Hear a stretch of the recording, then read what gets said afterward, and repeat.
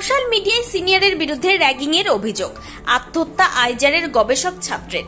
অভিযোগ জানিয়েও মেলেনি সুরাহা। সোশ্যাল মিডিয়ায় আইজার কর্তৃপক্ষের বিরুদ্ধে ক্ষোভ মৃত ছাত্রের। নদিয়ার হরিণঘাটা আইজারের ঘটনা। পুলিশ সূত্রে খবর, মৃত ছাত্রের নাম অনামিত্র রায়, বয়স 25, বাড়ি উত্তর 24 পরগনার শ্যামনগরে। আইজারের পিএইচডির তৃতীয় বর্ষের ছাত্র ছিলেন। অভিযোগ, দীর্ঘদিন ধরেই ল্যাবের এক সিনিয়র পিএইচডি ছাত্রের দ্বারা র্যাগিংয়ের শিকার হয়েছেন অনামিত্র। বিষয়টি ল্যাবের সুপারভাইজারকে জানিয়েও মেলেনি সুরাহা। এমনকি এই সিনিয়র গবেষক ছাত্রের বিরুদ্ধে আইজার কলকাতা অ্যান্টি র্যাগিং সেলের কাছে অভিযোগ জানিয়েছিলেন অনামিত্র। তাতেও মেলেনি সমাধান সূত্র। আরও জানা গেছে, কোনো সমাধান না হওয়ায় হতাশ হয়ে পড়েন অনামিত্র। এরপরে আত্মহত্যার পথ বেছে নেন তিনি। আত্মহত্যার আগে সোশ্যাল মিডিয়ায় একটি পোস্ট করেন অনামিত্র। সেখানে অভিযুক্ত গবেষক ছাত্র ও সুপারভাইজারের নাম লিখে যান তিনি। এমনকি ওই গবেষক ছাত্রের পিএইচডি বাতিল করারও আবেদন জানান অনামিত্র। পুলিশ সূত্রে খবর, বৃহস্পতিবার হোস্টেলে ওভারডোজ ওষুধ খেয়ে আত্মহত্যার চেষ্টা করে অনামিত্র। এরপর তাকে কল্যাণী এমসে ভর্তি করা হয়। শুক্রবার সকালে মৃত্যু হয় তার। এই ঘটনা যেন কেউ র্যাগিং এর মৃত্যু না হয়, তারই দাবি মৃত ছাত্রের পরিবারের তরফ থেকে। খুব ভালো ছেলে আমাদের এলাকার, ব্রিলিয়ান্ট স্টুডেন্ট। এই গলিতে একজন ডাক্তার হয়েছে, আরেকজন বায়োলজিতে এমএসসি করার পরে পিএইচডি করছে, এটাই থার্ড ইয়ার, ফাইনাল ইয়ার। এবং হঠাৎ করে সিদ্ধান্ত কেন নিল, কেন হঠাৎ করে এত ওষুধ খেয়ে নিজের আত্মহনন করলো, এটা আমরা কোনো কারণ খুঁজে পাচ্ছি না। এবং ওরা একটা নাকি ফেসবুকের পোস্ট করেছে যেরকম ব্যাপার, মানে কয়েকজনের বিরুদ্ধে অভিযোগ আনছে এবং আমার কেউ নেই, হতাশাজনক একটা কথা। এত সুন্দর পরিবার, তার এত সুন্দর পিতা তাপস রায় সবসময় মিশুকের লোক, এবং তাদের কাকারাও খুব ভালো লোক, পিসি স্কুলের দিদিমণি, কাউকে শেয়ার করতে না। আসলে মেধাবী ছাত্র যারা হয়, এরা নিজের একাকিত্ব থাকা অবস্থায় তারা শুধুমাত্র পড়াশুনোর বাইরে জগৎটাকে জানে না, মানে ঢুকতে চায় না, এবং তারা নতুন কিছু করবে এই স্বপ্নে বিভোর থাকে। এবং সেই মেধাবী ছাত্রকে হঠাৎ করে কে এমন প্রলুব্ধ করলো বা তাকে বাধ্য করলো কি না, বা সে মানে কোনো কিছু একটাতে মানে তাকে জড়িয়ে নিয়েছে কি না কেউ না কেউ, এরকম এটা নিয়ে তদন্ত হওয়া দরকার আছে। আইজারে পড়তো, কল্যাণী সেন্ট্রাল গভর্নমেন্টের একটা সংস্থা, খুব ভালো, যেখানে ব্রিলিয়ান্ট স্টুডেন্ট ছাড়া কেউ চান্স তো পায় না। হ্যাঁ, ইসারে, হ্যাঁ। এখন দেখা যাক, এখন যদি বাড়ির লোক তদন্ত যদি চায় নিশ্চয়ই তদন্ত করবে। হ্যাঁ, আমার ওয়ার্ডেই থাকে, এবং আমি ছোটোবেলা থেকে চিনি, খুব একগুয়ে ছিল, একটুখানি মানে কোনো সব যত আবদার মার কাছে আর কি, মার সঙ্গে যত সব মানে খুব মানে খুকি বলে খুনঠুজি করতো আর কি। হ্যাঁ, ছাত্র হিসাবে তো ব্রিলিয়ান্ট স্টুডেন্ট। এখানে র্যাকেট প্যাকেট খেলতো, এই যে দাঁড়িয়ে যেখানটায় শীতকালে র্যাকেট খেলতো, তবে পিং পং বল খেলতো সকলের সাথে। এই মৃত্যু আমরা কখনো মানতে পারছি না, এটা সঠিক তদন্ত হওয়া দরকার। এবং একটা মানে অন্তিম লগ্নে পিএইচডি কমপ্লিট হওয়ার পথে হঠাৎ করে কেন সিদ্ধান্ত নিল, তার থিসিস নিয়ে কি অন্য কেউ ব্ল্যাকমেল করছে না কি করছে সেটা তো আমরা বলতে পারবো না। সেটা হ্যাঁ হোস্টেলে থাকতো, হ্যাঁ ওখানেই করেছে। এখন হোস্টেল কর্তৃপক্ষ, প্রিন্সিপাল, বিভিন্ন অধ্যক্ষরা আছে, ওরা ব্যাপারটা দেখুক।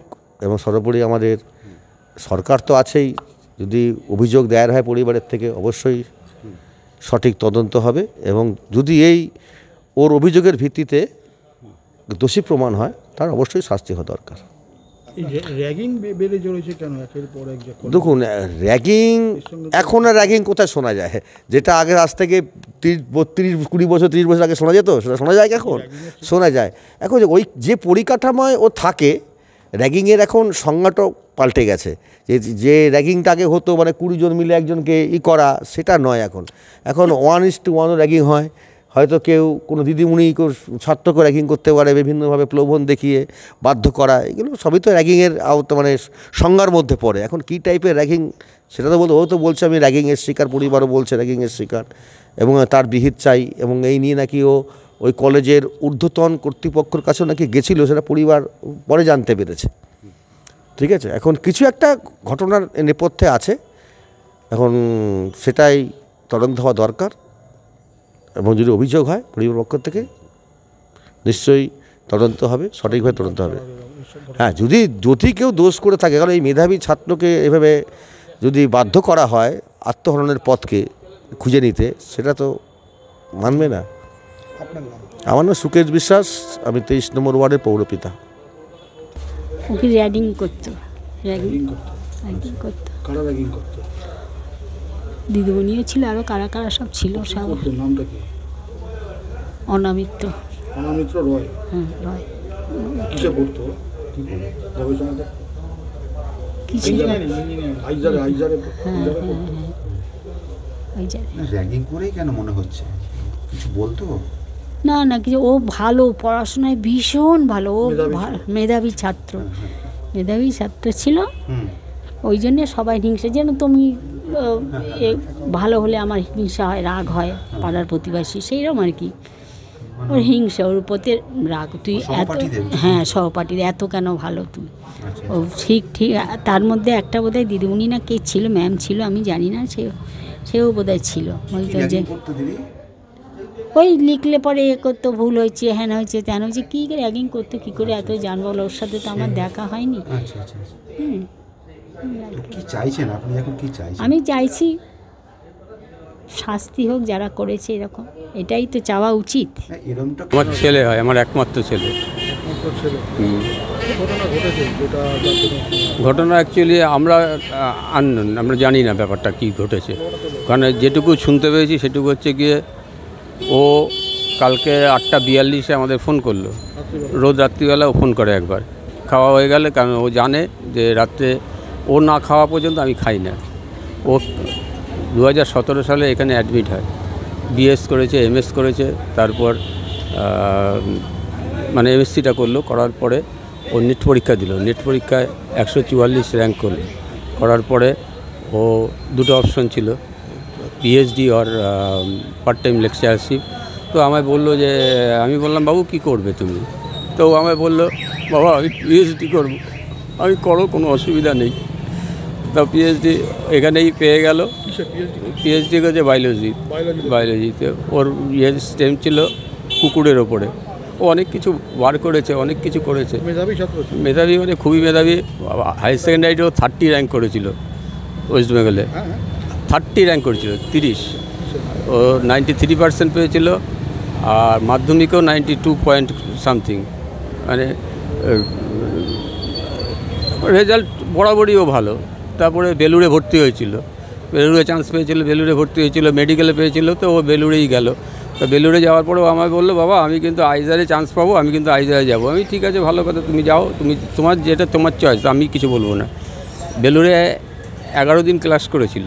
ক্লাস করার পরে রেজাল্টটা বেরোনোর পরে তখনও বললো বাবা আমি আইজারে যাবো। আমি যে মহারাজের সঙ্গে কথা না বলে আমি কিছু সিদ্ধান্ত নেব না।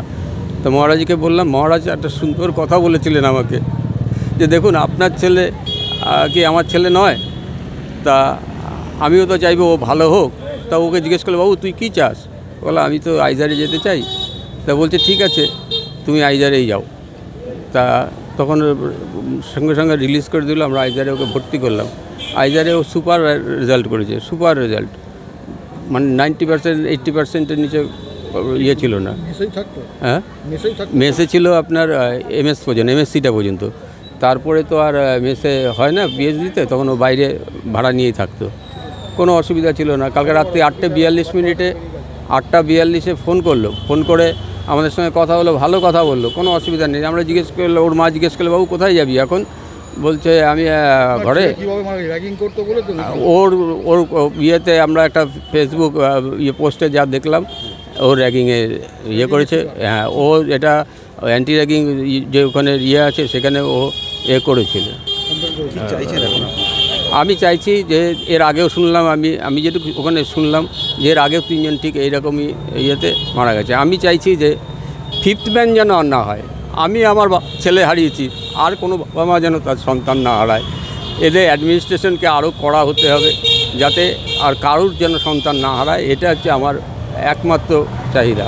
আমার একটা সন্তান, সে আমি নিঃস্ব হয়ে গেলাম, এটা ঠিক, কিন্তু আর যেন কেউ নিঃস্ব না হয়, এটা আমার একমাত্র চাহিদা। আমি আর অন্য কিচ্ছু চাই না। হ্যাঁ, বাড়িতে বলতো কিছু কথা?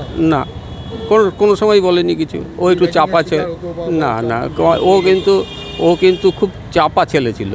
মানে আমরা কষ্ট পাবো হয়তো, সেই জন্যই হয়তো বলিনি, আমার যেটা মনে হয়েছে। কিন্তু ওর পড়াশোনাটা তো ঠিকঠাক করছিল। এই এক সপ্তাহ আগে ও সিনিয়র রিসার্চ ফেলো হয়েছে।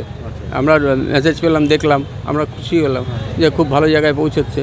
আমি ওর মাকে বললাম, আর অভিযোগ করেছেন থানায়? হ্যাঁ, অভিযোগ করা হয়েছে। আমরা হরিণঘাটা থানায় করেছি। হ্যাঁ, হরিণঘাটা না, ওইটা ওই থানাটা। আমরা চাইছি, ওই যে বললাম যে যেন জাস্টিস চাইছি, এই জাস্টিস চাইছি যেন ফার্দার আর কারোর লস না হয়। সন্তান তারা পড়াশোনা করতে গেছে, তারা দেশের ভবিষ্যৎ ভালো হোক, এটা আমার স্বপ্ন। হ্যাঁ, আমার সন্তান মাঝ রাস্তায় চলে গেল, এটা ঠিকই, কিন্তু আর যেন কারোর সন্তান না যায়, তাদের লক্ষ্যে যেন তারা পৌঁছতে পারে। এটা, হ্যাঁ, আমার নাম তাপস কুমার রায়।